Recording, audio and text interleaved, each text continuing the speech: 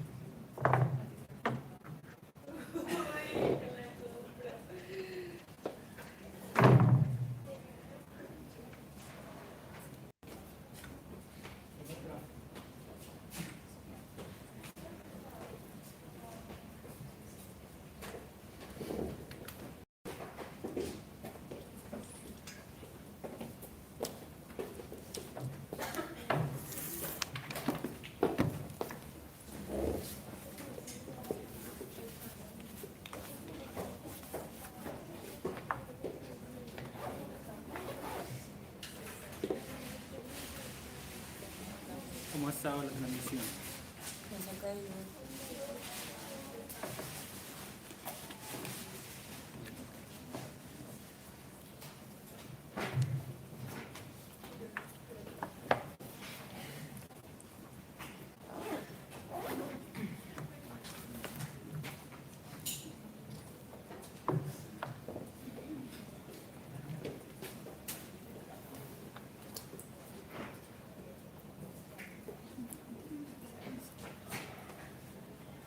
No sé qué resolver en estos momentos. Es que no vaya a usar.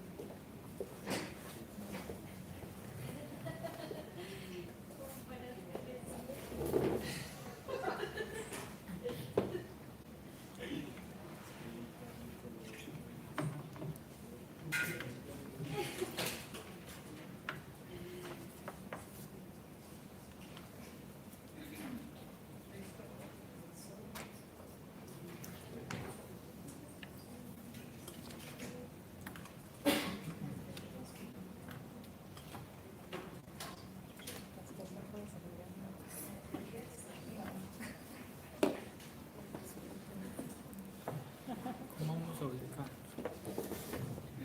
Creo que Sara te puedes correr más para acá. Bueno, sí, vamos a esperar. Un minuto. Son las 29.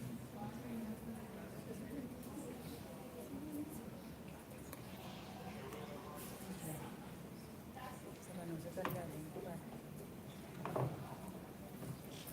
El encuadre. Aquí algo más atrás.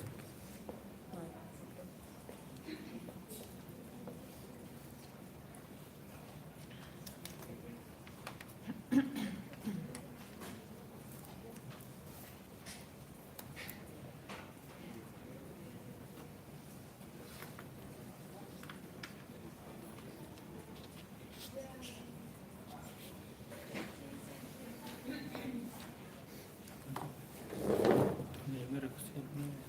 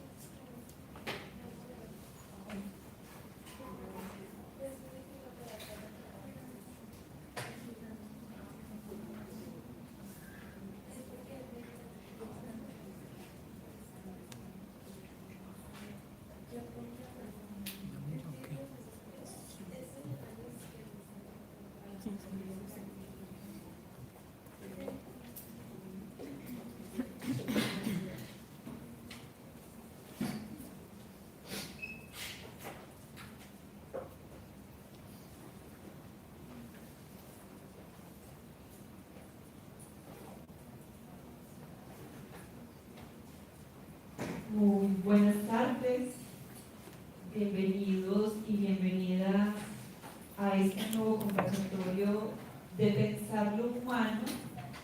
Este ciclo hemos deseado por parte del Centro de Estudios de Calidad Zuleta abocarnos al problema de la sexualidad. El ciclo lleva por nombre, pues, nosotros los seres sexuados. Y este mes queremos pensar el tema de nuestro ruido con la sexualidad a través del tiempo cómo el tiempo marca nuestra relación con la sexualidad, la historia cómo marca esa relación, y ojalá a partir de las reflexiones que puedan ofrecernos hoy nuestros compañeros y compañeras, pues tomar nuestra sexualidad y nuestra relación con ella en este presente también como algo que pueda ser pensado y problematizado. Hoy pues estarán conversando Santiago Piedrahíta, que es el director del CES, Luisa Montoya, que está en el centro, que es miembro del CES y participante de su Escuela de Formación en Pensamiento Crítico, y lo mismo Sara, también miembro del CES y participante de su escuela. De una vez indicarles cuándo es la próxima conversación. Es el 18 de agosto, cada tercer jueves de cada mes. En este auditorio estamos abocados a pensar una problemática sobre la sexualidad, entonces quedan muy invitados para el próximo mes. En esa ocasión pensaremos lo que hemos nombrado de la siguiente manera: hombres y mujeres en los laberintos de la iniciación sexual. Y precisamente este tema que acabo de nombrar también lo vamos a reflexionar en un laboratorio virtual que iniciará el próximo miércoles entre las 6:30 y las 8 de la noche. Entonces, bueno, se los comento por si quieren inscribirse. Tendremos 4 sesiones donde ahondaremos ya en una conversación pues más pequeña, mediante la virtualidad, mediante ciertos textos de referencia. Si alguno o alguna está interesado, pues puede escribirnos a nuestro correo info.ces@gmail.com, o también puede escribirnos a nuestro WhatsApp 320-687-5921, y por estos 2 canales pues podríamos darle información. Como digo, si quieren participar de este laboratorio virtual donde estaremos pensando la problemática que recién nombro. Para dar paso pues a la reflexión como tal, indicarles que afuera hay una mesa con la producción editorial de nuestro sello editorial que se llama Proyecto Ediciones. Ahí encontrarán una novedad editorial que recién publicamos, es la poesía completa del poeta y novelista colombiano Eduardo Gómez, de quien ya habíamos publicado su novela La búsqueda insaciable. Si desean pueden acercarse al final del conversatorio para observarla, y si se antojan pues llevársela. Y ahí también se encuentran pues nuestros cuadernos, que ya nos encontramos en el número 10 de su publicación, por si también desean llevarse esto.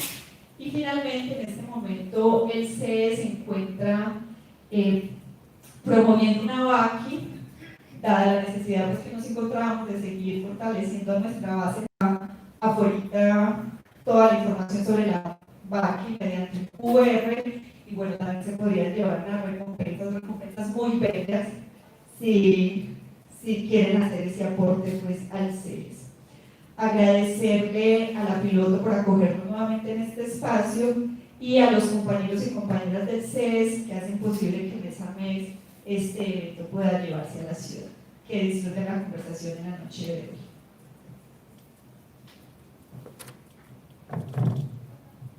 Bueno, buenas noches.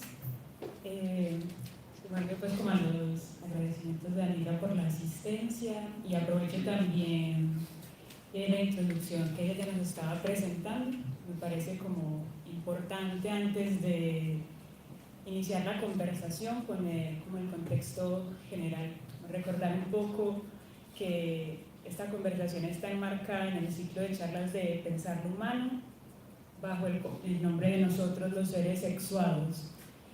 Venimos ya de una primera conferencia donde estuvimos buscando en el psicoanálisis luces sobre el tema de la sexualidad. El mes anterior estuvimos haciéndole preguntas a la literatura, estuvimos trabajando en la obra epistolar de Marguerite Yourcenar, Alexis y el Tratado del Inútil Combate, y el día de hoy nos encontramos pues en esta conferencia que lleva por título Nuestra sexualidad atravesada por la historia. Entonces, tener en cuenta también como la pregunta que me parece importante para iniciar de por qué la historia, ¿no? ¿Por qué considerar esta disciplina importante y un punto de apoyo para pensar un problema de orden social y humano como el que nos reúne hoy en día? Entonces, pues como si empezamos por ahí. Sara, ¿está bien? Sí. Hola, creo que ya. Bueno, buenas noches a todos y a todas otra vez. Entonces, de pronto para iniciar con ese primer punto de la conversación, a mí me gustaría poner sobre la mesa la pregunta de ¿para qué la historia? Y digamos en el marco de lo que hemos intentado considerar a lo largo de todos estos meses o de estos 2 meses previos de conversación, porque precisamente la sexualidad enmarcada dentro de una reflexión histórica, yo apuntaría algo, y es que la historia sirve, se me fue,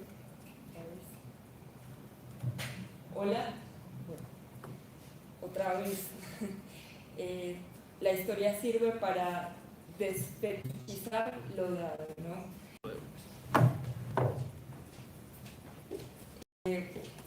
Poner sobre la mesa que la historia sirve para desfetichizar lo dado, es decir, para considerar en el marco de un orden causal, en el marco de una comprensión, aquello que aparece ante nuestros ojos como algo dado, casi que mistificado. Y bueno, eso como en primera instancia para abrir la conversación. Bueno, para pensar este problema de por qué la historia para pensar un fenómeno social o digamos propiamente humano, digámoslo así, yo había pensado responder a esa pregunta que nos hemos planteado los tres bajo los siguientes términos. Primero, porque creo que el ser humano es propiamente histórico bajo 3 modalidades. Estoy pensando, pues, una la pensé a partir de Heidegger, en tanto él dice pues, que el ser humano es precisamente un ser histórico. Eso mismo lo fundamenta Marx, es decir, que lo constituye la historia, lo hace la historia. Propiamente, pues, por ejemplo, un animal no lo constituye lo que fueron sus generaciones pasadas necesariamente en lo que es. En cambio, nosotros sí. Ese sería, digamos, un primer aspecto, digámoslo así, existencial. Hay una frase muy buena que yo había traído que dice Heidegger, dice, su propio pasado, y esto significa siempre el pasado de su generación, no va detrás del Dasein, del ser humano, pongan ahí, sino que cada vez ya se le anticipa. Eso es una cosa muy interesante y tal vez sería un marco general que nos ayudaría a pensar este asunto. ¿Por qué es importante la historia? O digamos el pasado, pues en cierto sentido, o la historia como el estudio de ese pasado, es porque precisamente el pasado en el ser humano no le queda tanto atrás como adelante. ¿Qué quiere decir adelante? Que precisamente como nace o es arrojado, pues como dice Heidegger, en un mundo que lo recibe, que le da una lengua, una moral, una cultura que son históricas y que él, digamos, de manera dogmática recibe, eso se le anticipa siempre en su propia comprensión de sí mismo. ¿Desde dónde voy a hacer la vida sino desde ese suelo natal en el que nazco y que es histórico? Entonces, por eso el pasado no está tanto atrás como adelante. ¿Adelante cómo? Bajo los ojos en que me relaciono con los otros y conmigo mismo. Por ejemplo, con mi propia sexualidad, por decir algo. Hay otro aspecto que yo había visto que era el nivel social. Ahí quisiera decir como algo, y es que tocas con un punto muy importante, y es que en contravía de lo que uno considera usualmente sobre la historia, ¿no? El pasado, Una cosa muerta, sí, algo que incluso cobra la forma de la crónica. Por lo general en el colegio lo relacionamos con la historia bajo esa forma de la crónica, es decir, la sucesión de hechos que casi nada tienen que ver con eso que tocas. en la vinculación entre la historia y el presente tiene una relación con una definición que ofrece un historiador llamado Marc Bloch, un historiador francés, que dice que la historia es la historia de los seres humanos en el tiempo. Dice hombres, pero para colaborarle, digamos, la historia de los seres humanos en el tiempo.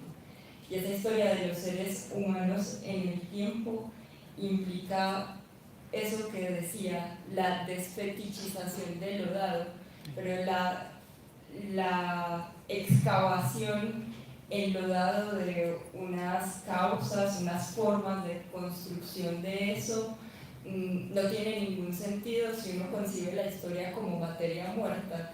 Tiene un sentido en tanto la historia puede vincularse con el presente y en este caso preciso con la pregunta de y entonces la sexualidad como la conocemos, cómo se ha configurado, ¿no?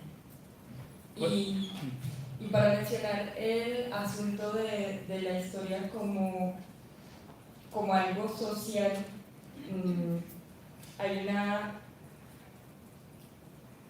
la historia es la historia de los seres humanos, bueno, dice Marc Bloch, la historia de los hombres en el tiempo, y ese plural no es algo adrede, es decir, la historia de los seres humanos vinculados a una realidad en la que ninguno es autónomo o independiente de los otros.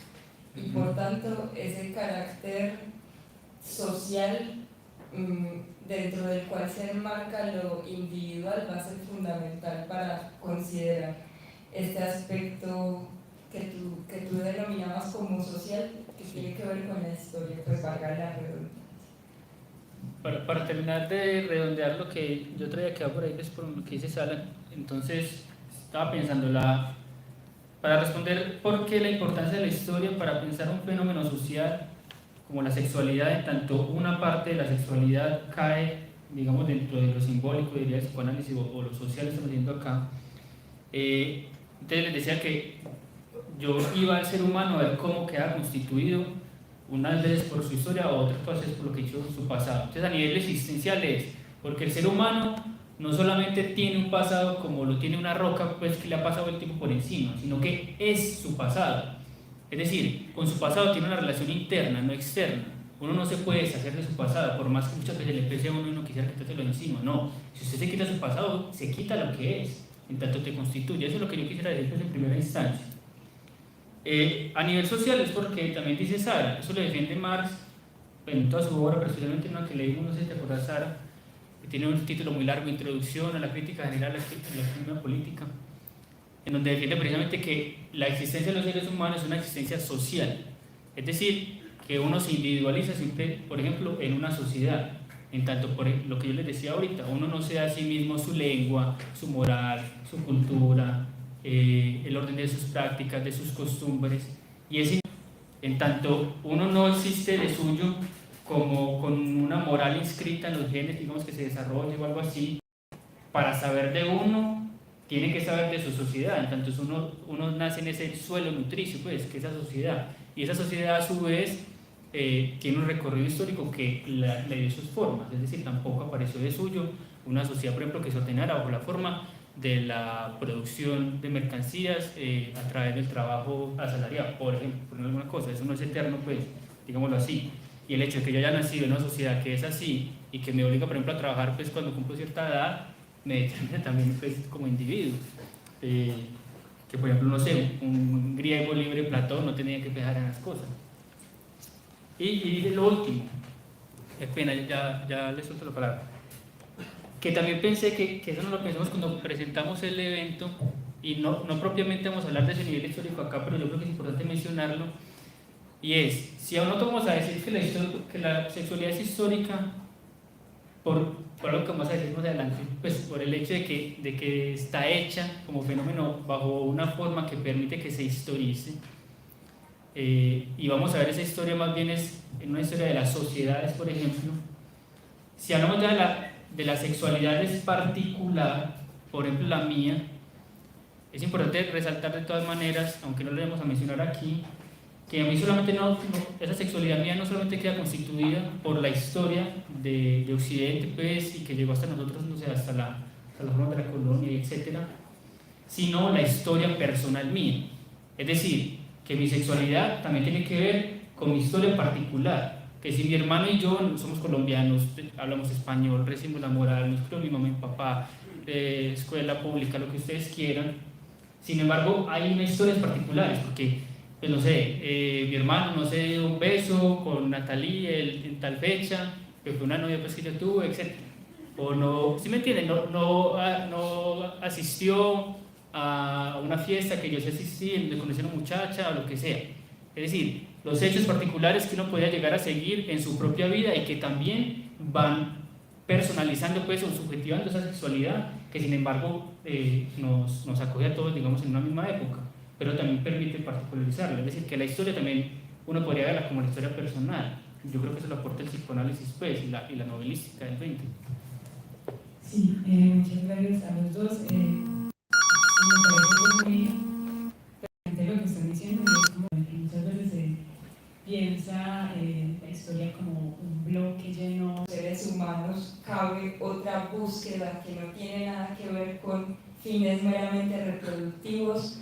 Habría como un primer rasgo que aparece como historizable, ¿no? Si hay una búsqueda independiente a fines meramente reproductivos y si hay una búsqueda psicológica por parte del ser humano en el acto sexual, pero no solo en el acto sexual, sino en medio de la sexualidad entendida de manera compleja. Ya vamos a ver cómo se entiende esa sexualidad de manera compleja.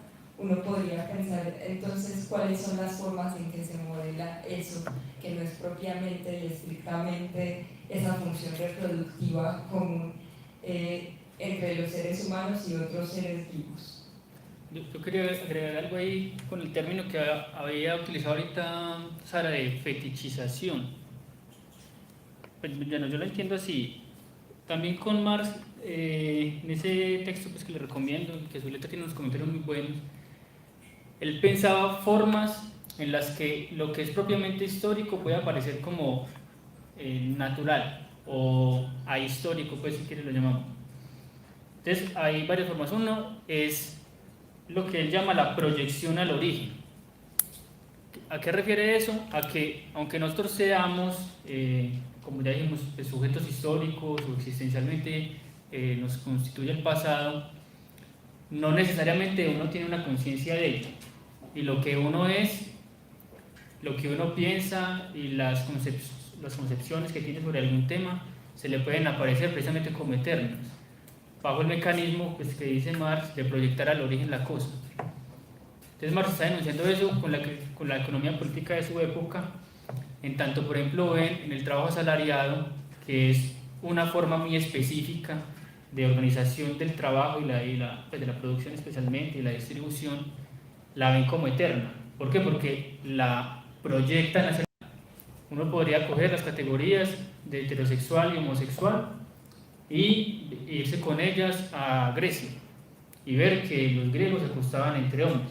Es decir, ve ahí hay dos homosexuales. Y sin embargo está cayendo en un anacronismo. ¿Por qué? Porque estaría haciendo una proyección al origen. Y dice, ve, eso siempre ha existido. Claro, por ejemplo, ¿qué muestra Foucault en la historia de la sexualidad?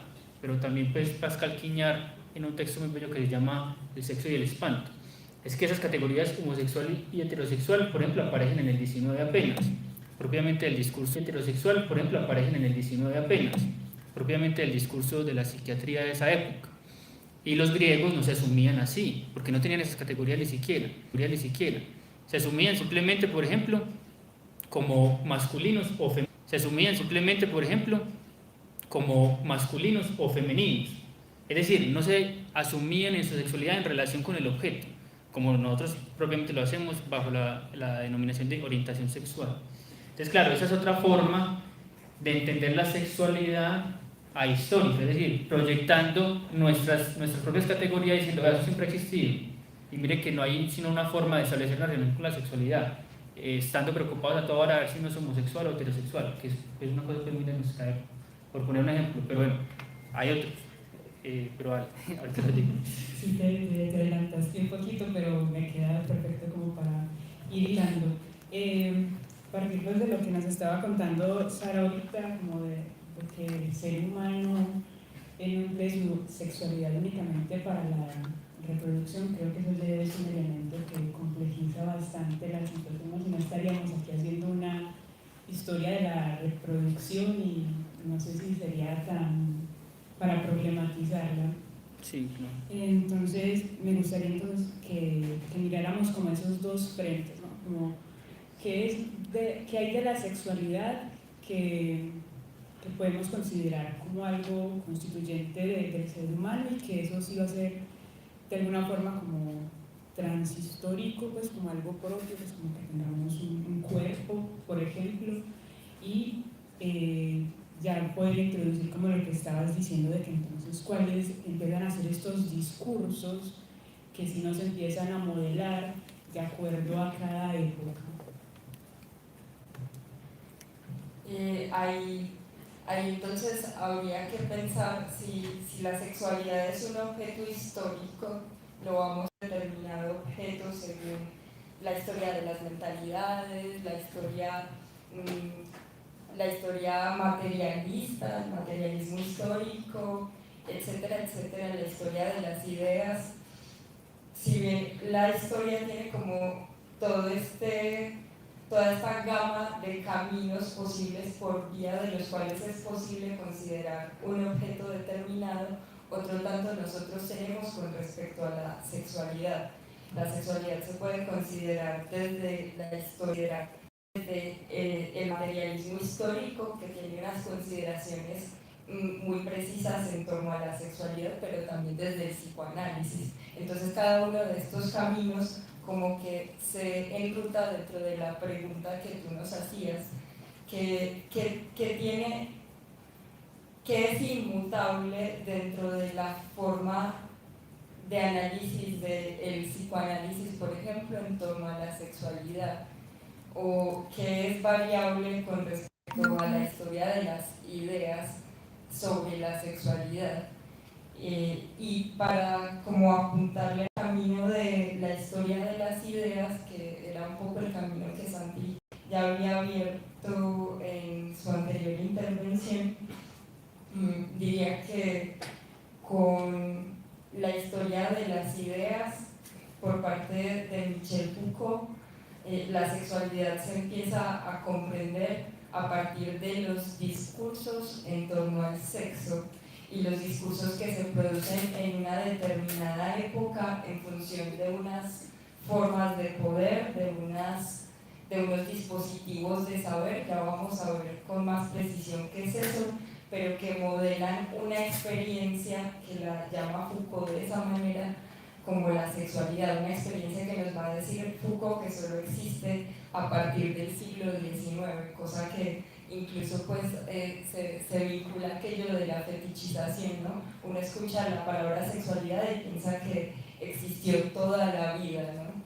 Pero con Foucault y con el lado de la historia o con el marco de análisis que ofrece la historia de las ideas, la sexualidad aparece como una experiencia propiamente del siglo XIX, es decir, una experiencia de hace muy poco. Sí, a ver, es que hay que aclarar varias cosas. Bueno, unos como los elementos, a ver, si le dijimos no a la sexualidad, toda suya modelada o explicada bajo un modelo biologicista, entonces ¿a qué le estamos diciendo sí como sexualidad?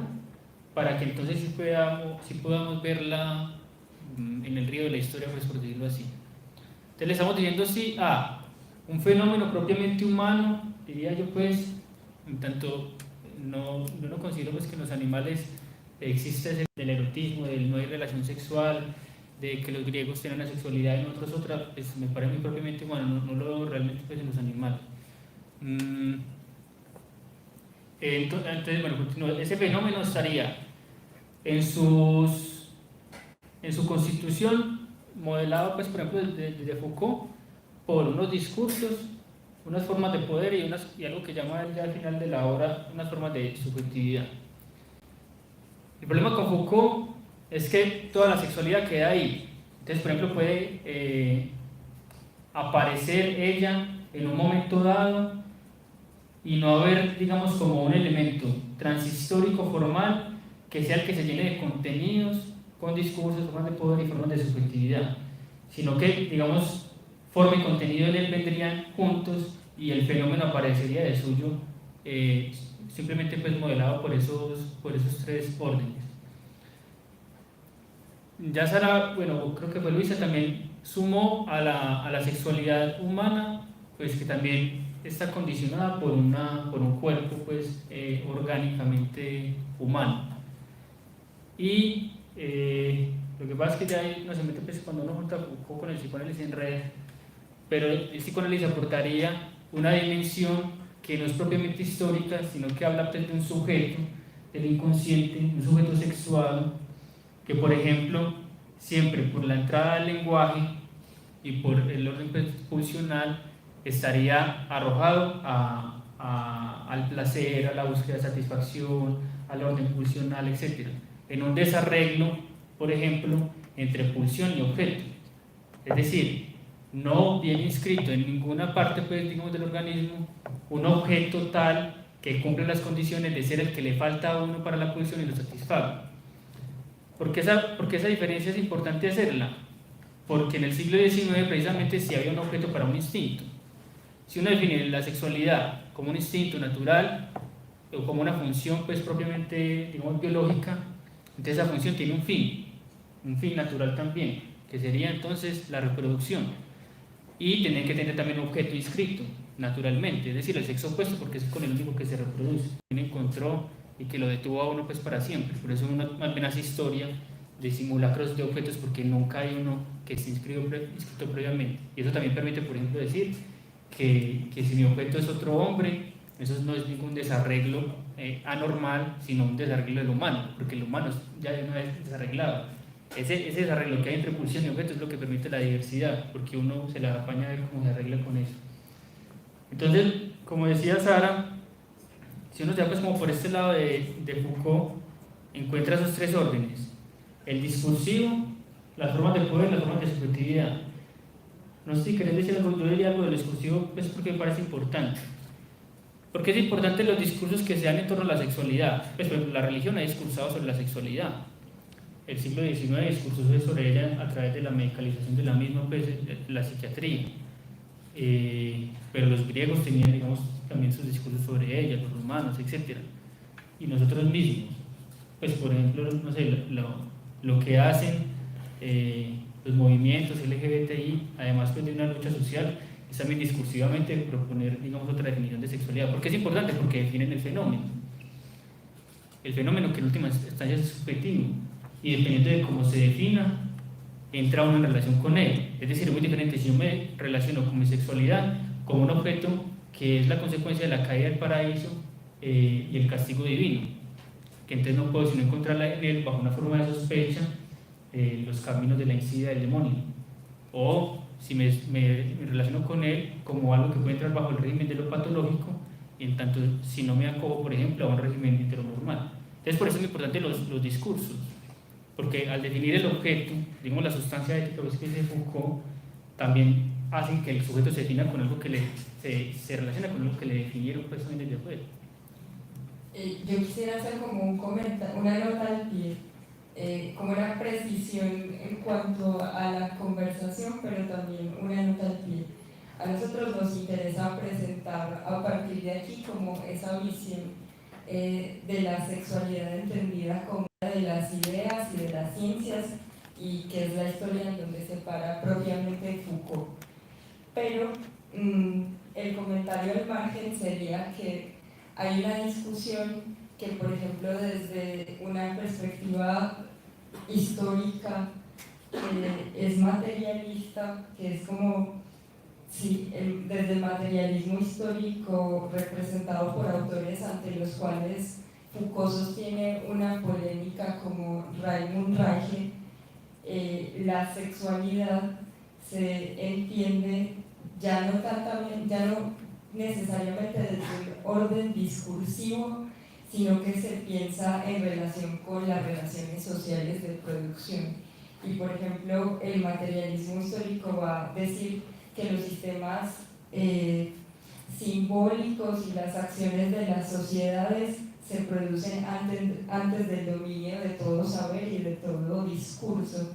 Entonces, a partir de como esa crítica a esta historia de las ciencias, a esta historia de las ideas dentro de la cual se va a parar Foucault, establecen como toda una consideración en torno a la sexualidad que tiene que ver con esa forma de incidencia del orden de las relaciones socioeconómicas, en las relaciones que se establecen entre hombres y mujeres, pero también las formas en las que ese tipo de sociedad modela una sexualidad entendida como una relación. ¿Sí? Esa nota al margen, eso va a ser como un eje de discusión y de problematización que se le va a hacer a toda la teoría de Foucault en torno a la sexualidad, y que plantea cosas interesantes desde las cuales se paran, por ejemplo, pensadoras como Alexandra Kollontai o bueno, Raimund Reiche, como les mencionaba al inicio de este comentario. Ya. ¿Quieres agregar algo? Pues sí, ya vamos a pasar a la otra pregunta. Pues yo creo que es importante, bueno, aclarar ese otro término en Foucault, que es las formas de normatividad. Dice, es decir, que la sexualidad también viene normada, las dos cosas quedan relacionadas, porque dependiendo de cómo yo defina el fenómeno, pues a través de un discurso, también la norma que opere sobre él será una u otra, pues digamos, si es lógica pues con su definición. La idea es como que van a leer ustedes, son 4 tomos, pero a mí me parece pues, Foucault escribe muy bonito, pues, ¿no? Y se deja entender en ciertos pasajes, más que otros. En algunos, sí. Especialmente los últimos 3 tomos más entendibles. Entonces, un ejemplo. Otra vez, si yo defino la sexualidad como la experiencia de la carne, pues que dice Foucault, que es la experiencia propiamente del cristianismo, que queda definida por ese discurso y por unas formas de subjetivación que él va a llamar pues la confesión, etc.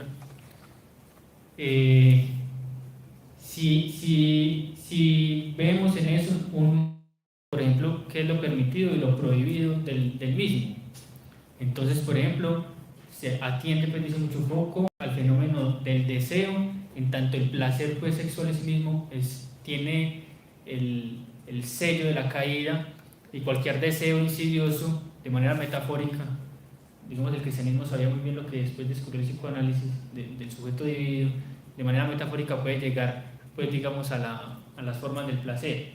Entonces, digamos, en función de definir eso, se establece una forma de normatividad, que para ese caso establece qué es un converso y qué es un perverso, es decir, quién se acoge a ciertos actos que están definidos canónicamente en una ley, digamos, universal y divina, y se acoge a uno en función de esa ley para, por ejemplo, recibir el paraíso pues, o la salvación. Pero si por ejemplo, como muestra Foucault, en otra cosa que se llama las afrodisias, otra experiencia, que sería la experiencia propia pues, de los griegos del siglo IV hasta lo helénico, en los siglos I y II de nuestra era, esas afrodisias quedan definidas simplemente como los placeres asociados a Afrodita. Entonces la sexualidad entra en relación, por ejemplo, con la comida y la bebida, y definen la sexualidad, pues sexualidad sería un anacronismo pues, a lo, por ejemplo, pero que está marcada por su relación con la reproducción y con el sostenimiento de la especie, con una tendencia al exceso. Entonces ahí las formas de normatividad simplemente no castigan que uno, no castigan que uno lo que es excesivo.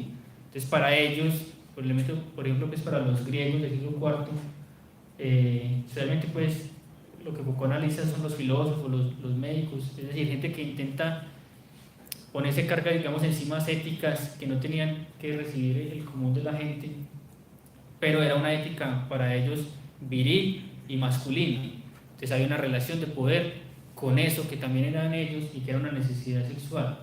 Entonces no se calificaba a alguien de perverso porque cayó, digamos, en la trampa del sexo, que es la caída, digamos, del cristianismo, sino simplemente definían al masculino, al que era capaz de dominar su deseo y dominar los placeres, no caer en el exceso, y pasivo o femenino, al que se dejaba, pues, digamos, no sé, sí, disolver, pues, en el placer por el placer mismo.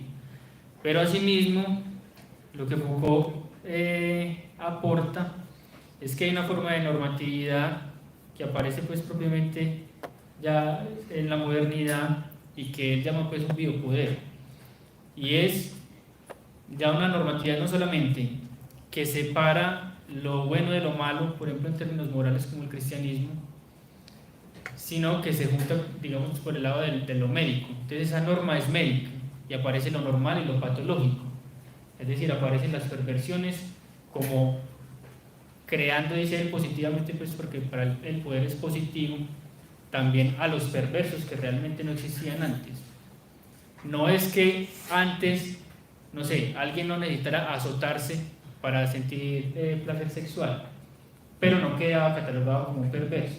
Es decir, hay un discurso y una forma de poder que dice Foucault, pues, en un texto que se llama la implantación perversa, que esta forma de normatividad y que es propiamente, pues, nuestra sexualidad, que está muy pasada por esos órdenes, y ustedes pueden ver que el siglo XX, finales del siglo XX y este siglo incluso, ha sido una lucha por despatologizar cosas, la homosexualidad, el transgenerismo, la transexualidad, etc. Es decir, es un poder positivo y que para él, pues, propiamente aparece en la modernidad.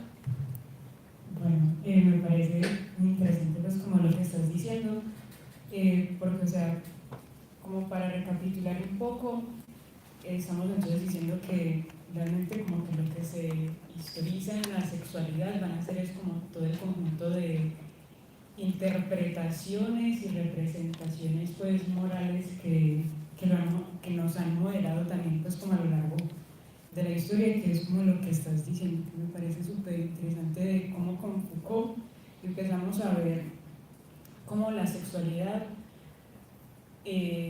con sus discursos modela también sujetos, o sea, no es simplemente, digámoslo, con los discursos, por ejemplo, jurídicos, que la homosexualidad era penalizada y era considerada, pues, como un crimen y hasta ahí se quedaba.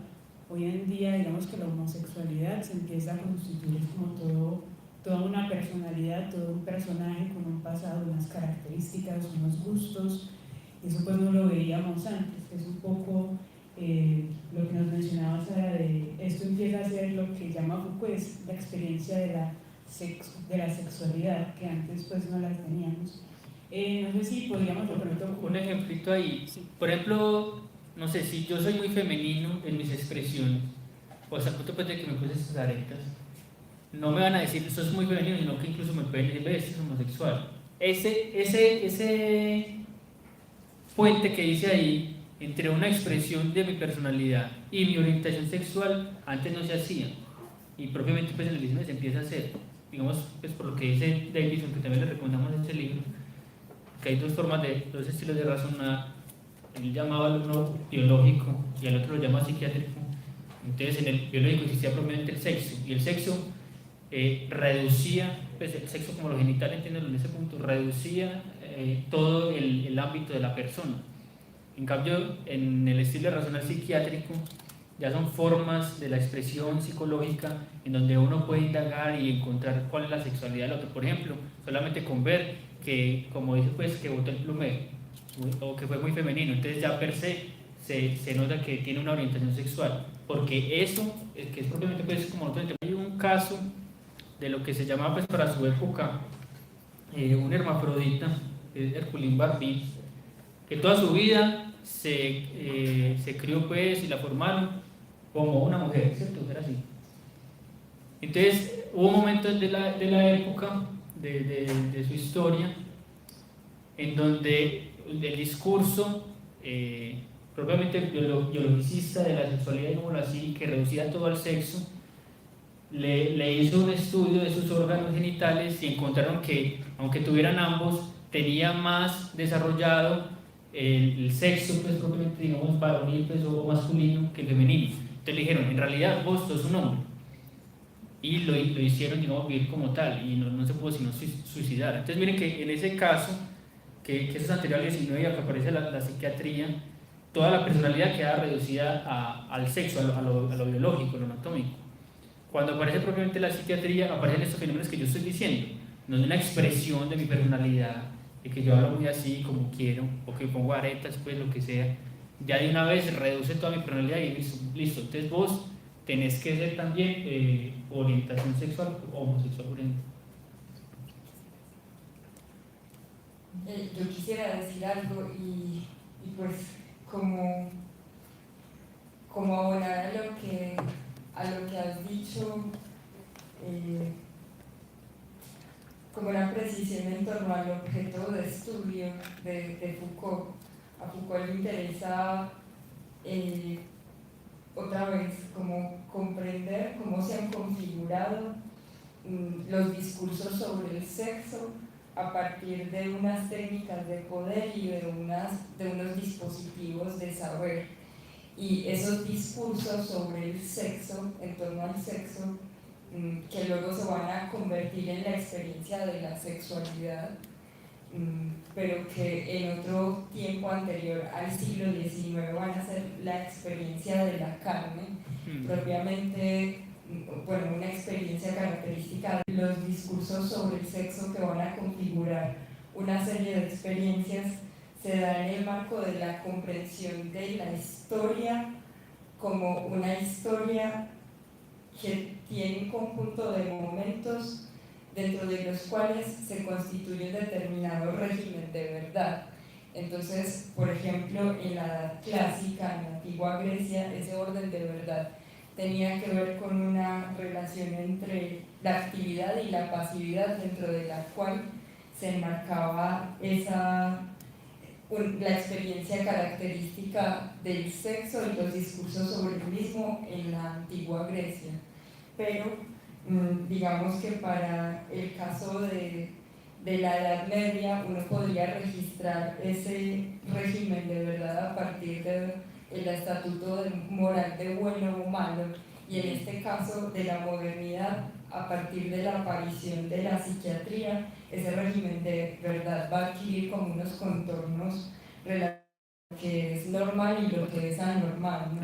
Y a partir de lo que es anormal se va a configurar todo un discurso científico que va a como establecer unos presupuestos en torno a la subjetividad y en torno a la expresión singular de los sujetos que se salen de lo normalmente constituido. Esa era como un comentario.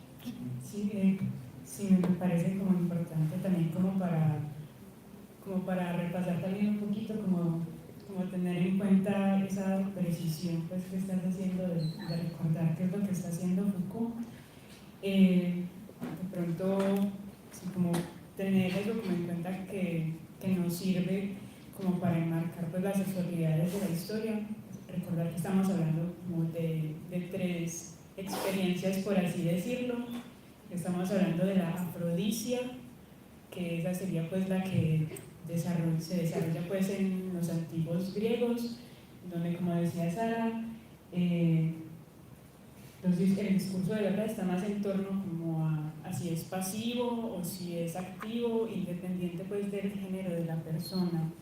Pasando lo que tenga que ver con el sexo a ser pecaminoso, y pasamos ahora pues a la experiencia de la sexualidad, donde ya va a haber es unas relaciones del sexo con el saber y el conocimiento, que Foucault nos dice como que somos una sociedad en la que se creó una ciencia sexualis que nos dice pues cómo pues, nos indaga sobre cómo deben ser cada cuánto, qué es lo normal, qué es lo patológico, pues nos empieza a marcar en unos discursos de saber a partir del sexo.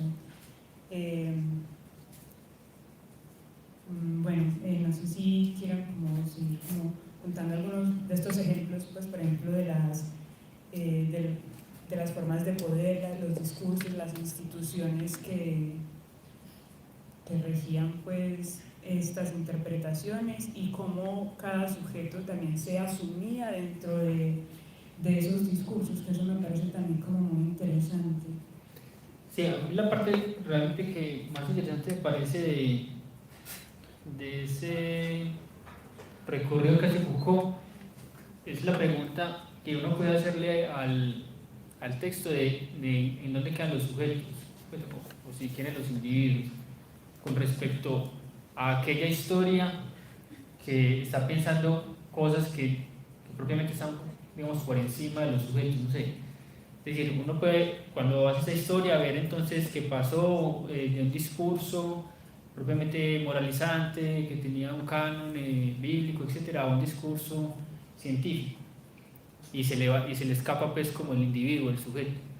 Puede ver que se pasó de una forma de poder jurídica establecida por instituciones como la iglesia, etcétera, la familia, a instituciones que llama ya un poco de biopoder, en donde está la psiquiatría, etcétera. Entonces otra vez, ¿y dónde están los sujetos? Y me parece que es una buena pregunta no hacerle a los textos porque digamos lo interesante también de leer la historia y el para qué la historia, ahorita podríamos pensar eso, que tiene una respuesta, digamos, política y que sale adelantado con Marx, digo que también tiene una respuesta ética, es decir, en parte pues porque nosotros, por más que tengamos un estado laico, por lo menos en mi época, no sé cómo será ahora, el cristianismo tenía gran fuerza pues sobre uno y en su relación con la sexualidad, y asimismo pues palabras que aunque uno no entendiera estaban en el aire para interpretar su propia sexualidad como homosexual pues o heterosexual, etc. Entonces lo interesante que uno le podía preguntar a Foucault, que yo creo que él propiamente lo piensa ya en el segundo y tercer tomo, es en qué posición y qué rango de movimiento le deja estas formalizaciones, estas modelaciones de la sexualidad a los sujetos. ¿Por qué? Porque, por ejemplo, lo que piensa Foucault en el tomo 2, cuando él constata que para los griegos había muy pocas leyes comunes religiosas o de costumbres que definieran estrictamente qué era lo permitido y lo prohibido, más allá pues de decir que era una moral estatutaria en donde siempre se debía conservar el mismo estatuto y la jerarquía pues entre los sujetos en términos políticos pero también sexuales, es decir, un hombre libre tenía que penetrar a un esclavo, ahí se conserva el estatuto, sigue siendo activo el que está por encima del otro. Si que un esclavo penetrara a un libre era condenado pues digamos moralmente. Y asimismo pues no sé, una mujer que penetrara también se veía incluso pues como contra natura. Eso que puede parecer muy rígido, pero que en realidad después es muy poco porque no definían, pues no era estricto, no había más allá de definir lo que se podía hacer o no lo que se podía hacer, lo que se podía pensar o no pensar, lo que se deseó, lo que no se deseó, etcétera, sino simplemente si uno era activo o pasivo. Dice Foucault que genera, digamos, un círculo muy amplio en donde esas leyes quedan muy a lo lejos porque no definen de suyo toda la práctica de la sexualidad. Entonces tiene que venir el pensamiento práctico, dice Foucault, prácticamente, y digamos lograr una subjetividad particular mediante una concepción que decía, no sé, que hay que ceder al placer pues, o poner el placer digamos como una forma de vida, o no sé, la forma entonces contraria de hacer votos de castidad o una forma de abstinencia, lo que sea. Lo importante es que como queda tan amplio ese círculo, puede haber un juego de creación propia y de singularidad también bajo esa sexualidad.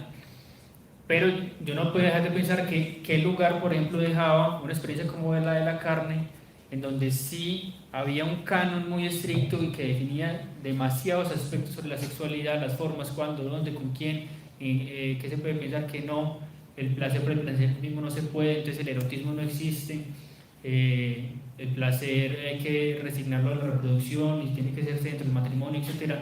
Miren que ahí también uno puede pensar qué pasa con el sujeto, o sea, qué juego de posibilidades hay como para que él haga también de la sexualidad una experiencia que pueda ser particularizable y que trabaje sobre sí también la sexualidad.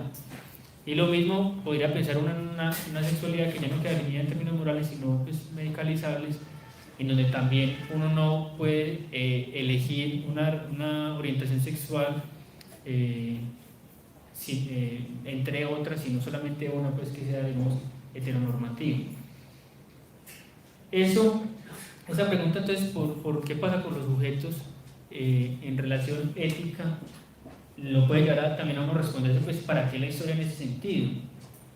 Y que tiene que ver también con la historia personal de uno. Es decir, que el pasado de uno no queda como por allá en una caja guardada y que desde allá no se lo está a uno determinando, sino que es objeto de reinterpretación. Es decir, que si yo siento culpa por algún momento en la vida, haber experimentado sexualmente por algo que estaba castigado, una relación con la esfera de la sexualidad que me muestra que eso no tiene ningún problema, puede ayudarme a reinterpretarme a mí mismo y liberarme de una culpa que es simplemente innecesaria. Entonces, esa pregunta pues, con los sujetos, no solamente en la historia, sino la respuesta pues, como al para qué la historia, permite también abrirse a otras formas de relación con la sexualidad que deconstruyan, digámoslo así, o destruyan cristalizaciones conceptuales de cosas que son históricas pero que aparecen de suyo como naturales, que eso es un fenómeno que es muy propio de lo que es histórico, que tiende a aparecer como natural, como de suyo, como que siempre ha sido así, como que eso no se puede cambiar. Si uno va a la historia es también para eso, como para ver que sí se puede cambiar, que sí se puede operar, y en ese sentido pues, me parece muy importante en términos éticos pues, y creo que también otra pregunta que se le puede hacer al texto, pues, o a este planteamiento desde la historia de las ideas y de la ciencia en torno a la sexualidad, pues como un discurso sobre el sexo que produce unas determinadas experiencias en un régimen de verdad históricamente situado. La pregunta, o otra de las preguntas que se le podría hacer es, digamos, ¿cuál es como el soporte material de ese régimen de verdad que se instala para darle vía a un determinado discurso verdadero o falso? Y por la vía de esa pregunta, uno tendría que mirar cómo las formas de vida, las relaciones socioeconómicas dentro de las cuales se instala una forma de vida, también inciden en la configuración de ese régimen de verdad. No van a ser lo mismo los ideales morales de la modernidad a los ideales morales que van a existir en la Edad Media o en la Edad Clásica. Y, por ejemplo, las formas que cobran esos ideales morales en torno a la sexualidad en un momento como la modernidad no pueden disociarse de esa relación que tiene con las condiciones reales de existencia y las relaciones sociales de producción que los sostienen. Por ejemplo, en cuanto a la moda, en torno a esa moral y en torno a esa sexualidad que se producen que se producen en la modernidad, tienen con un orden social y productivo económico vigente. Y ella dice así: el ideal de la posesión absoluta, de la posesión no solo del yo físico, sino también del yo espiritual por parte del esposo, del ideal que admite una reivindicación de derechos de propiedad sobre el mundo espiritual y emocional del ser amado, es un ideal que se ha formado totalmente y que ha sido cultivado igualmente por la burguesía con el fin de reforzar los fundamentos de la familia para asegurarse su estabilidad y su fuerza, durante el periodo de lucha para la conquista de su predominio social. Entonces aquí ella va a vincular como ese orden moral de la modernidad en torno a un orden social económico burgués propiamente capitalista dentro de la modernidad, que va a incidir dentro de la configuración de un orden de las relaciones entre géneros, pero también de la relación de la sexualidad. Sí, entonces empezamos como a mirar perdón, que con esta revisión pues histórica de la sexualidad no solo tenemos pues como nos permite pues como ver unas problemáticas y unas consecuencias pues en términos éticos y morales, sino también pues en términos políticos, como nos está dando a conocer Sara también, pues como también mirar cómo la sexualidad se ha visto también como metida pues como en esta lucha de clases y entre los géneros pues entre hombre y mujer ahí incluido.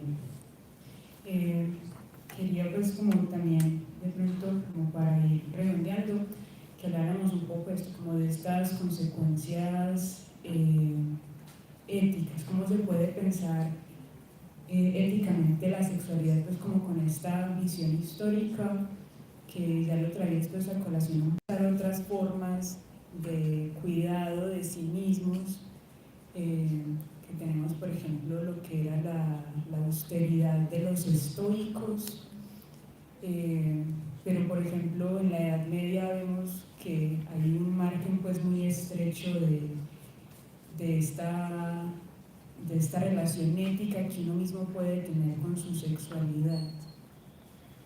Sí, a ver, como para no repetir lo que yo decía ahorita, yo veo bueno, voy a hacer una diferencia pues entre moral y ética, que es muy propia, no creo que la pueda avalar alguien necesariamente. Yo entiendo por moral las concepciones, las valoraciones, las prácticas, las costumbres que separan de manera inmediata lo bueno de lo malo. ¿Qué digo inmediato? Es decir, que hay una relación inmediata entre esa valoración y el acto como tal. Muchas veces, no sé, yo puedo tener afectos con respecto a una expresión mía, sentir culpa, asco, lo que sea, vergüenza, sin mediar necesariamente una reflexión, sino que hay una valoración inmediata sobre una cosa, que si uno la reflexiona puede encontrar un orden moral que es la que valora esa conducta o esa expresión. Y pongo a la ética como un esfuerzo que intenta pasar de lo inmediato a lo mediato, es decir, que entre la valoración y la conducta haya una mediación reflexiva del asunto. Entonces, en ese sentido, si uno con Foucault define 4 términos, puede trabajar con ellos, por ejemplo, en función de lo de la ética.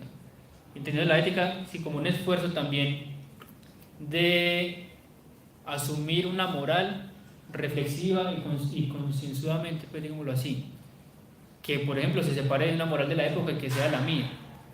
Antes de ir a lo de Foucault les voy a poner un ejemplo, no sé, para mí éticamente es un valor morir dignamente, y en ese sentido lucharé pues o lucho en pro de una defensa como del derecho a la eutanasia.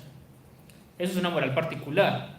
¿En qué sentido? En que yo no puedo como inmoral y no puedo entonces hacer una ley universal que diga todos debemos aplicar la eutanasia, pero sí puede ser una ética particular, es decir, puedo luchar porque todos tengamos derecho a que particularmente le demos una forma particular a la vida y a la muerte, en el sentido de, por ejemplo, morir dignamente.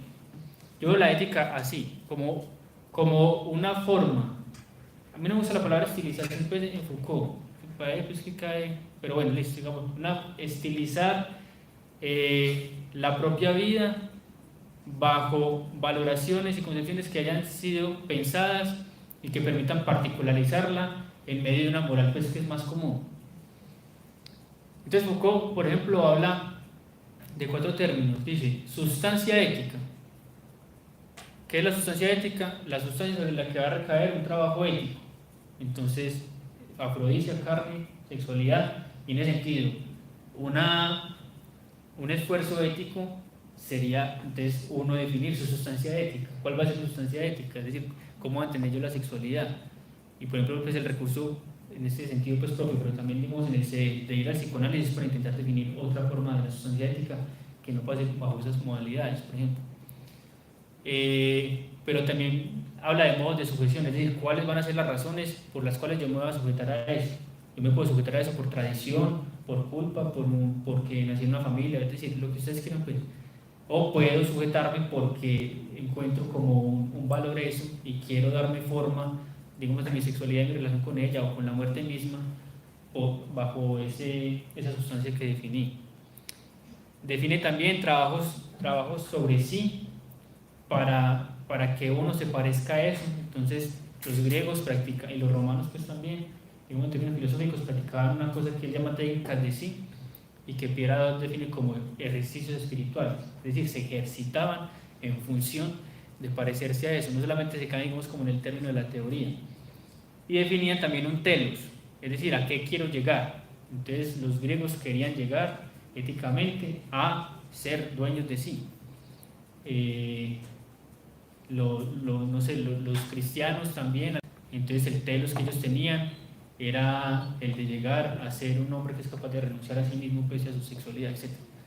Entonces, en la ética, esa relación de la historia de la sexualidad también con la ética, a mí me gustan estos 4 términos de Foucault, porque yo creo que en la propia, en una época que ya ha problematizado muchas cosas, pues la orientación sexual, la identidad sexual, el erotismo, en donde esa problematización de lo que antes era aproblemático, es decir, que no se problematizaba, me parece que está hablando de un campo que se abre, permite que haya también un juego más amplio para que uno también decida. Entonces la monogamia, el matrimonio, voy a tener hijos o no tener hijos, ya se volvió un problema, eso ya no está dado de suyo. Y me parece que un esfuerzo pues, ético sería uno intentar hacer eso, definir una sustancia, un por qué me voy a sujetar a eso, bajo qué modalidad después de la práctica y en función de llegar a dónde. Pues creo que Foucault podría permitir pensar eso. Y pensar también por qué la época podría llegar a permitirlo. Yo creo que lo permite por eso, porque como todo está problematizado, entonces ya no está dado de suyo. Porque si está dado de suyo, eso no hay nada que hacer ahí. Es decir, si el cristianismo me decía monogamia, hijos, matrimonio, fuera el erotismo y heterosexualidad, ahí no hay juego pues, ético, ¿sí me entienden? Como para uno empezar a problematizar y particularizarse pues, en función de un trabajo ético.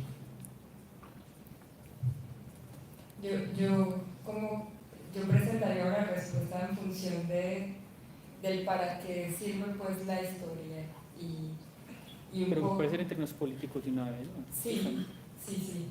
Y por ejemplo, la cuestión con plantearse algo como la sexualidad desde la historia permite considerarla en sus formas a lo largo del tiempo, en sus determinaciones sociales, institucionales, políticas, en todo aquello que la determina y la ha configurado como la conocemos hoy.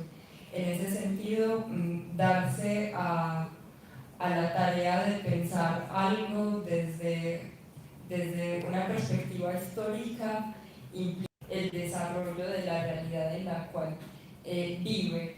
Y entonces ahí también la pregunta es si, digamos, hacerse a unos criterios éticos individuales es suficiente o si bien esa forma en la que se ha constituido lo que es susceptible de patologizar está anclada a unas cosas que van mucho más allá de, digamos, los dominios individuales y que reclaman unas estrategias de acción pues necesariamente vinculadas a un trabajo colectivo, ¿sí? En torno a la supresión o al combate pues con aquello que produce lo que designa para un lado lo anormal y para el otro lo normal. Una cosita es que para juntar, digamos, como las dos intervenciones, claro, cuando yo hablaba que hay muchas cosas que se han problematizado y que eso ya permite pues a los sujetos, a cierto punto, pues porque yo sé que todavía hay muchas formas pues, de discursiva y de poder que no lo permiten, permite a los sujetos, digo, establecer una relación ética en un juego más amplio de su relación con la sexualidad, es pues porque eso no se daba de suyo, sino porque es una lucha política, pues, y de que se han juntado, porque obviamente pues la cosa no puede ser individual, pero incluso pues hasta los términos como propiamente marxistas, pues, cuando Marx hace un trabajo histórico sobre el capitalismo y lo muestra como algo historizable y como algo que podía haber sido, pero que también pudo no haber sido, es decir, como contingente, también lo muestra pues como transformable. Eso yo creo que también es, pues por ejemplo en Marx ya es una posición política, es decir,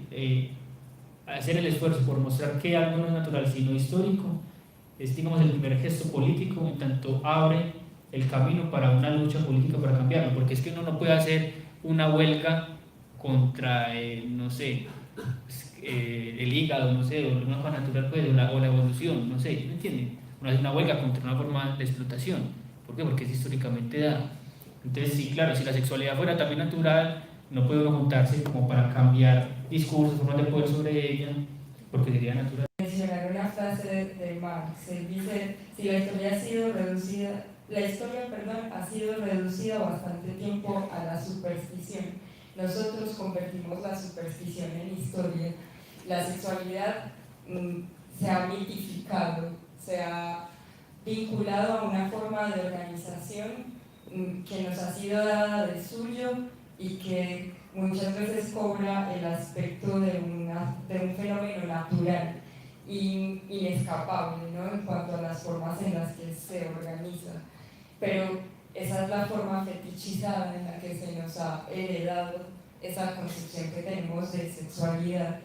Si nos valemos de la historia y si la historia es necesaria para hacerse a una conciencia que permita una acción eficaz, entonces digamos que la tarea es convertir toda esa superstición en torno a la sexualidad en historia. Creo que muy buena frase para el cierre, porque creo que efectivamente como la intención de nosotros con esta charla es permitir ver cómo este recorrido pues como histórico, este entendimiento pues de la historia nos permite tomar conciencia como de la sexualidad no como algo transhistórico, sino incluso pues como algo que se ha construido pues como socialmente y que hace parte pues como de una serie de discursos que han estado pues a lo largo de cada época, y a partir de eso poder comprender que de ahí se pueden desprender decisiones desde el campo ético, como de uno poder mirar si estos discursos son, pues no son inmutables, sino que han sido históricos. ¿Cómo puedo yo pensar mi relación pues como con la sexualidad con base en esto? Pero también entonces cómo puedo entenderlo pues desde el sustrato social, juntarme con otros para crear nuevas opciones. Muchísimas gracias a los tres. En este momento queda abierto el micrófono para hacer preguntas. Por favor, decir el nombre. Buenas noches. Soy Luis. Muchas gracias a ustedes tres por las ideas. Yo tengo una pregunta, creo que es una pregunta, espero no ser muy confuso. Ustedes dicen nuestra sexualidad atravesada por la historia. Entonces, la historia la abordaron como claro, la historia de la humanidad, bueno, esa historia con mayúscula, pero también, que creo que es algo pues como medio normal que uno lo diga, que la historia propia también condiciona la sexualidad de uno, ¿no? Lo que uno haya vivido pues cuando era pequeño, etcétera, que tiene formas de expresión en el ahora. Pero entonces me queda la duda en ese sentido. Yo no puedo tener la sexualidad de un griego de hace 4000 años por una infinidad de razones, empezando por el hecho de que nos separan esa cantidad de años. Entonces mi sexualidad está compuesta con, o más bien yo pues tuve en suerte crearla o tenerla según el contexto de esta época. Entonces mi sexualidad está atravesada por este momento de la historia que está viviendo la humanidad, pero también por unos rasgos completamente únicos míos, porque mi sexualidad es mía y no la va a vivir nadie más. Pero el asunto es que la sexualidad es histórica, entonces quiere decir que hay cambios también.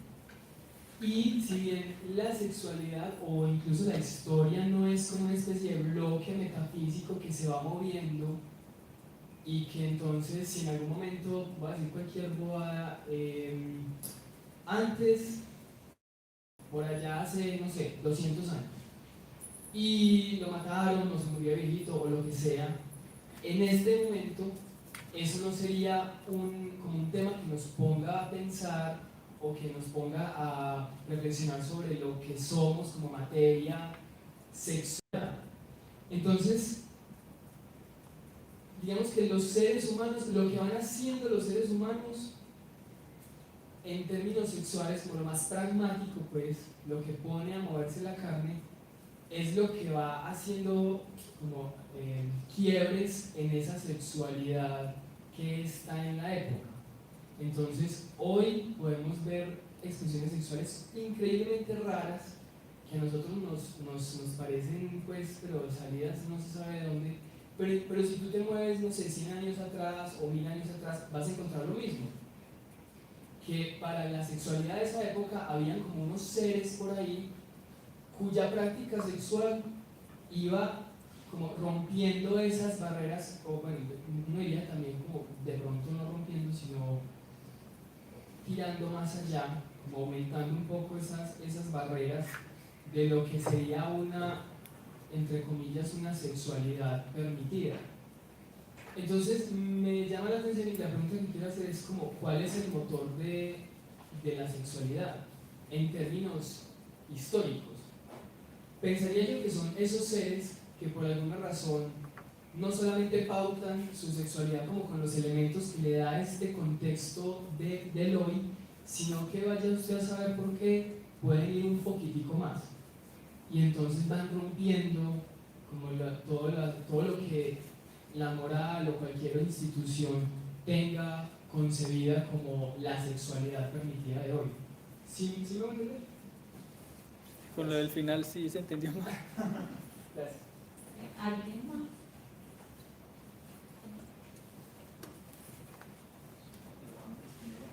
No, primero responde. Buenas noches, mi nombre es Fernet y bueno, agradezco pues las opiniones y los aportes de cada uno de ustedes. Y mi pregunta va para ustedes. Con base en lo que sabemos pues, históricamente y con lo que estamos viviendo actualmente respecto a la sexualidad, con el boom de las redes sociales, aplicaciones como Grindr, Tinder, etc. Yo veía una película de Woody Allen, muy futurista por cierto, en donde una escena que se me quedó muy grabada, se veía como los seres humanos de esa época, él estaba hablando de, creo que del año 2000 y tanto, los seres humanos usaban máquinas para alcanzar orgasmos. Entonces, con todo esto de las redes sociales y aplicaciones para ustedes, ¿hacia dónde creen que se dirige nuestra sexualidad? ¿Sea una sexualidad fría y distante o van a haber otras dinámicas que, pues no sé, de pronto nos irán a tocar o de pronto no? Muchas gracias.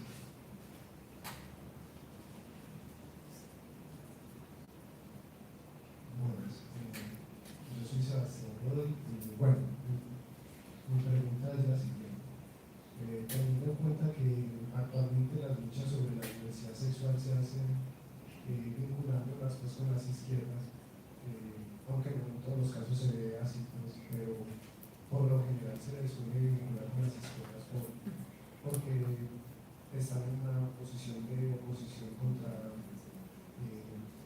la herencia judeocristiana de la sociedad. Mi pregunta es, desde una perspectiva materialista histórica, las luchas por la diversidad y por las libertades individuales tienen una relación necesariamente y consecuente a las luchas por las condiciones materiales, o por el contrario estas pueden desarrollarse de manera prescindir de los asuntos que le corresponden a las izquierdas.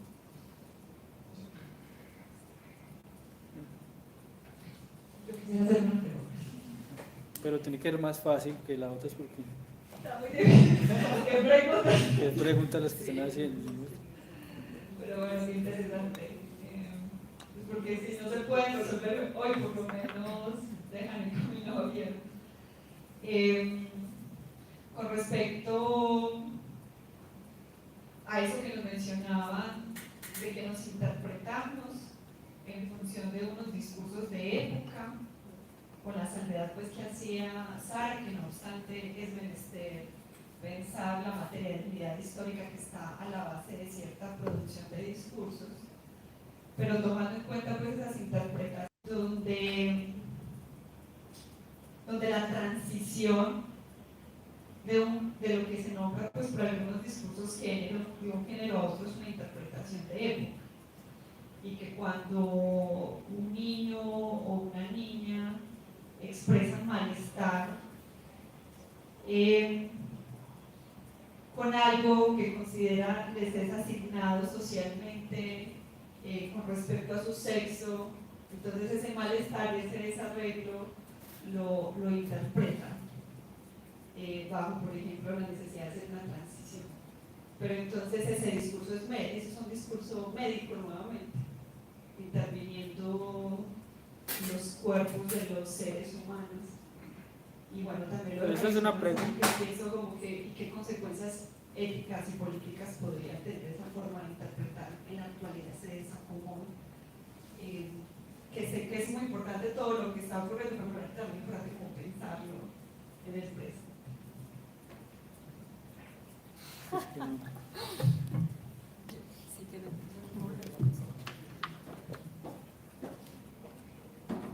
Bueno, yo voy a decir como algunas cosas, intentando tocar en algunos asuntos lo que han planteado todos. Con respecto a lo que preguntaba Vincent,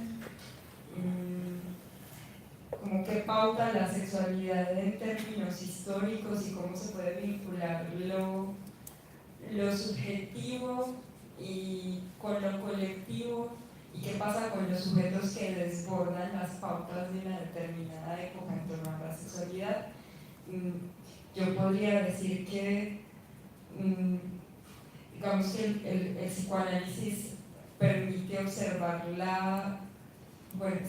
las excepciones a la regla, y dentro de todo momento histórico en el que se han afincado unas formas fijadas de la verdad o también de las relaciones sociales de producción, por ejemplo, siempre ha habido la posibilidad de la apertura de una pues con la forma en la que se organizaba el esclavismo, y como por ejemplo la forma de organización del esclavismo en un momento dado en el que ese orden se quebró, pues dio pie a otros.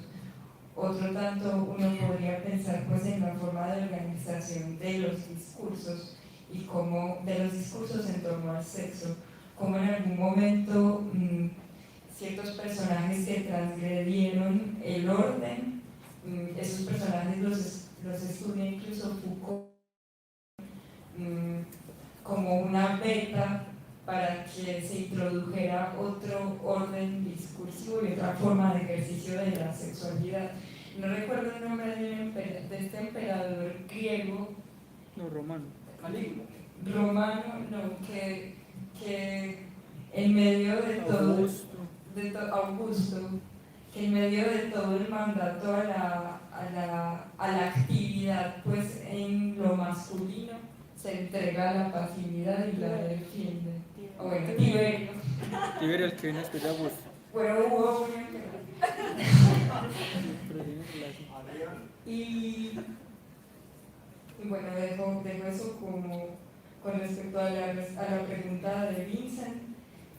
Con respecto a la pregunta de Sebastián,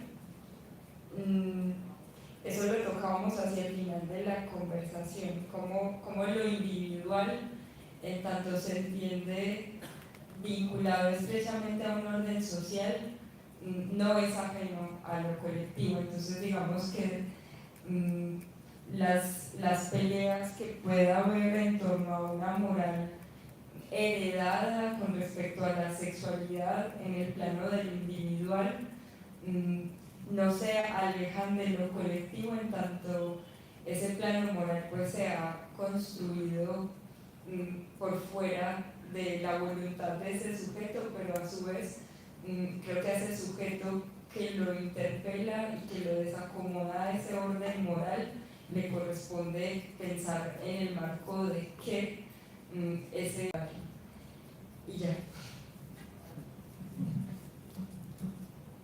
Bueno, sobre la de Vincent, yo diría que el sujeto, entendido como aquello que no queda reducido o que es irreductible precisamente a su suelo natural, pues que es el otro, que es el lenguaje que lo recibe, que es la moral, que es la cultura de la época, que es irreductible a eso.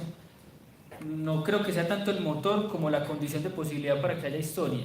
Es decir, si eso no existiera y uno sí fuera reducible, digamos, al poder o a las formas que lo determinan a uno, no habría una condición tal que fuera, digamos, la excepción para que en eso que parece cerrado hubiera todavía un hueco que permitiera pues un movimiento.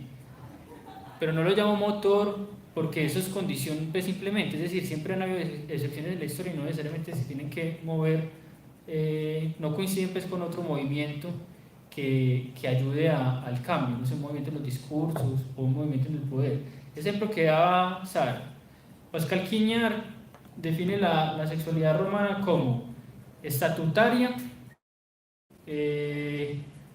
como cástitas, es decir, como una sexualidad que estaba en función, por ejemplo, de proteger una casta, en el sentido de que a una mujer tenía que proteger que siempre tuviera hijos de su esposo, pero eso no le impedía tener relaciones sexuales con otros, con tal de que protegiera eso. Entonces, si estaba en un embarazo, como ya sabía que estaba protegiendo la castita, podía acostarse con el que quisiera. Y decía que era lo que se parece a piedad. Era pietas, en el sentido de que también era una relación en la que siempre era desigual. Por ejemplo, la pietas era la relación del hijo con el padre, en donde era desigual porque el hijo siempre estaba en función de proteger el padre.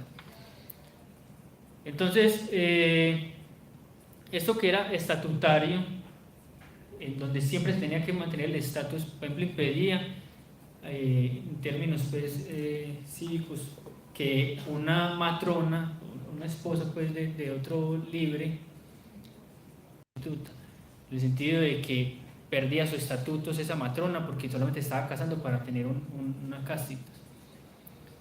Entonces,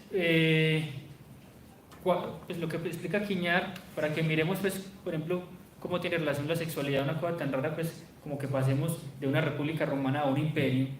Ustedes saben que eso se da allá en ese transcurso pues, del antes de Cristo, después de Cristo. Entonces, peleando porque se mantengan las relaciones estatutarias en la sexualidad, es decir, porque no se introduzca, por ejemplo, el amor o la reciprocidad en el matrimonio. Tanto así que él mismo a su hija la condena al ostracismo, pues, porque se enamoró de su esposo, como dando ejemplo pues el tal Augusto. Entonces, al tiempo que hacía eso, estaba promoviendo la pérdida también del estatutario, en tanto estaba volviendo a todos serviles con respecto a una sola persona, que era él, en tanto emperador. En la república eso no pasaba, todo el mundo mantenía su estatus, en tanto eran libres y senadores, etc., y no había uno con respecto al que todos se hacían serviles. Lo que puede mostrar Quiñar es que Augusto, por una parte, pedía que se mantuviera el estatuto y que no hubiera obsequium, pues que dice él, es decir, que uno no fuera servil en la sexualidad, y sin embargo él como emperador está promoviendo la servilidad de todos con respecto a él. Eso empieza a tener influencia en la sexualidad.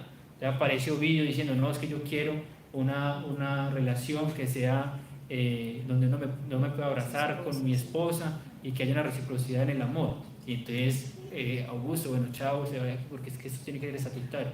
Entonces mira que habría que ver también el motor del asunto por ahí, pues una cosa tan lejana a la sexualidad que uno pensaría, el cambio de la república al imperio tiene una gran influencia en la sexualidad. Entonces por eso yo llamaría al sujeto simplemente condición de la historia, pero no el determinante necesariamente, pues en términos de la sexualidad. Voy a agregar una cosita y chiquitita también con lo de Vincent, porque recordé que pues la heteronorma y pues, la moral general que haya respecto a la sexualidad, pero lo que permiten es ver ese tipo de sexualidades es justamente los quiebres que puede haber para modificar la historia, pues no necesariamente el motor, porque ahí se habría pues como que hacer otra cantidad de cosas para que pueda avanzar, pero al menos sí evidencian que las cosas no son dadas pues de sí, que pueden existir otras posibilidades. Bueno, brevemente, sobre la pregunta hacia dónde va la sexualidad, no sé. Porque pues como yo no creo que la historia permita necesariamente como mirar, pues predecir el futuro. Creo que uno se puede ver tendencias y pensar en algo así como lo que está estando posible. Pero como decir, hacia allá va, no sé. Porque por ejemplo uno dice, ya se garantizaron los derechos al aborto de la mujer, que eso tiene que ver con la sexualidad, y vamos a abrir camino a más cosas. Y se montan unos jueces conservadores en Estados Unidos y dicen, no, eso es un delito. Entonces, ¿sí me entiendes? Eso sigue estando abierto, la historia. Es decir, no hay telos, esa es otra forma de fetichizar la historia, de creer que uno viene de menos a más, no necesariamente. Podemos venir puede volver esto pues, peor, porque eso sería religioso, pues, creer que vamos hacia más. O como decir que se llama peor también, que me parece igual de religioso, es una contingencia. Que incluso hasta dentro de las formas más progresistas, más libertarias, pueden inmiscuirse en formas muy reaccionarias, pues, que reproducen estructuras supuestamente superadas de la relación con nosotros y de la relación con la sexualidad. Por tanto, respecto a la pregunta de Dani, yo creo que allí sí intervendría un poco el poder que ejercen los discursos médicos en torno a la organización de los cuerpos y de la sexualidad. Creo que Dani hacía una pregunta que más o menos parecía una afirmación y sí, hay en las formas actuales en las que vemos que se están como concediendo muchas más libertades sexuales, etcétera, pues porque ese es un espacio también de poder, no solo, y en tanto espacio de poder es un espacio abierto a la disputa, como por ejemplo pasa con las ideologías, pues, entonces digamos que no es marginal el asunto de los discursos médicos en torno a lo que pasa con un joven pues que va a sufrir una transformación de su constitución pues biológica y de género y bueno y no es marginal, no necesariamente porque sea una condición negativa, sino porque implica una cuestión como el poder que está abierta a la disputa. Bueno, ¿cuál era la otra pregunta? La de Sebastián. Vea, hay un autor que se llama Jorge Alemán que piensa eso, que él separa, no habla propiamente de la izquierda, pues si uno entiende la izquierda como marxista, entonces es la izquierda que se ha encargado de luchar contra la explotación, pero eso tiene, digamos, como su propia historia, y entonces ahora pues hay socialdemocracia y no necesariamente está en contra directamente del capitalismo, sino de como atajarlo a que no nos destruya. Pero digamos que hay dos grandes campos, el de la explotación, y que es el que descubrió propiamente pues, Marx, y es el de la expresión del plusvalía del trabajo asalariado, y que uno puede luchar contra eso. Pero hay otro campo que es el de la opresión, que a mí me parece que sean lo mismo, que es propiamente pues, digamos, el campo de las relaciones entre los géneros, como una opresión sobre las mujeres, pero también una opresión sobre las diversidades sexuales o lo que se salga de la heteronorma. No creo que sean lo mismo y que las relaciones no son fáciles. y no me parece que una cosa se deba reducir a la otra. Es decir, yo no creo que uno pueda esperar que se acabe con la explotación, entonces va a acabar con la opresión, no creo. Creo que tienen que ser luchas que se junten y que sepan que también son de todas maneras diferentes, pues. Y lo de Dani, a ver, en Foucault ni poder ni discurso son categorías morales. Es decir, cuando él dice discurso de la psiquiatría, no está diciendo ese es el discurso malo y el mío es el bueno, no está diciendo discurso. ¿Como qué? Como una forma de relación con la verdad y con constitución de conceptualización. Entonces, a mí, o sea, yo no puedo descalificar per se que en este momento se esté dando transición de género porque haya un discurso. Eso simplemente sería descriptivo. Y que haya, no sé, desde otro discurso para luchar políticamente, para ver si eso se da mejor o peor. Pero no lo tomaría, pues, digamos, como per se que esté detrás, no sé, un discurso médico necesariamente, entonces por eso habría que tomar una posición u otra. Creo que hay que ver, digamos, ya las consecuencias, no sé, desde el psicoanálisis, por ejemplo en España han tomado posiciones de crítica frente a eso, especialmente en la infancia, pero el psicoanálisis es otro discurso. Es más, Miquel Misé, que es un trans, también ha criticado esa categoría de infancia trans desde el discurso trans, digamos desde el suyo, pues, que es más bien marginal ahí, y a él lo tratan pues de transfobo incluso. Entonces, no sé, es esa frase pues que se enfocó de que la verdad es política, en el sentido de que hay que lucharla, pues, porque se forma a partir de discursos que no es una categoría moral, sino descriptiva, en donde muestra que las relaciones pues, con las conceptualizaciones pasan por esas modelaciones, y una lucha política de los otros feminismos, que en España pues vos sabes que hay una política muy brava con eso, también es desde otro discurso. Bueno, muchas gracias.